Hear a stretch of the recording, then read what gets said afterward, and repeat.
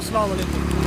तो गाँव में जो गुड़ निकालते हैं गन्ने के रस से, वो तरीका आपको बताते हैं। आज ये एक साइड पे देख रहे हैं आप, गुड़ निकाला जा रहा है। इसमें जो गन्ने का रस डाला हुआ और नीचे आग लगा रहे हैं।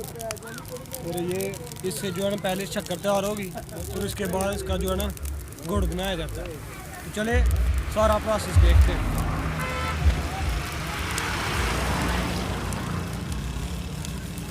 तो ये कितनी देर बाद बनेगा गुड़? एक घंटे बाद की रो पाई दी बस रो पाई और कोई की नहीं पाई क्यों शो कोई नहीं कोई पहला शक्कर बनिए फिर गुड़ बनेगा। शक्कर भी बना लो भावें गुड़ बना लो, अपनी मर्जी है। अच्छा जी लगा नहीं पता एवं उत्ते बालदा रहना थल्ले खेलता नहीं।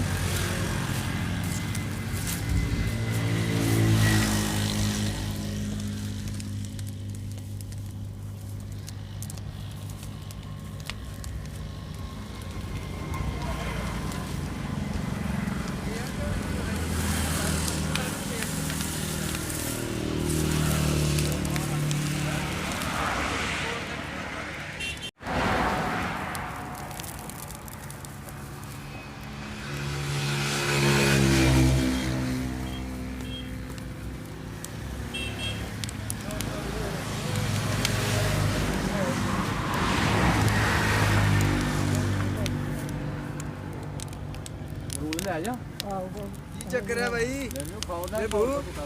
मसला की है? मसला कोई है?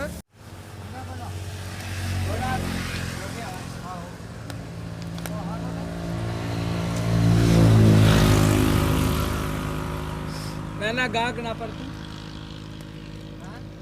ਆਹ ਤੁਸੀਂ ਰਹਿਣ ਦੋ ਯਾਰ, ਜਦੋਂ ਆ ਜਾਏਗਾ ਉਹਨੂੰ ਦੇਖ ਲਿਓ। ਆਹੋ ਜਦੋਂ ਆਏਗਾ ਦੇਖ ਲਿਓ ਚਾਚਾ। ਹੁਣ ਜਿਹੜਾ ਵਿਕਦਾ ਪਿਆ ਉਹਨੂੰ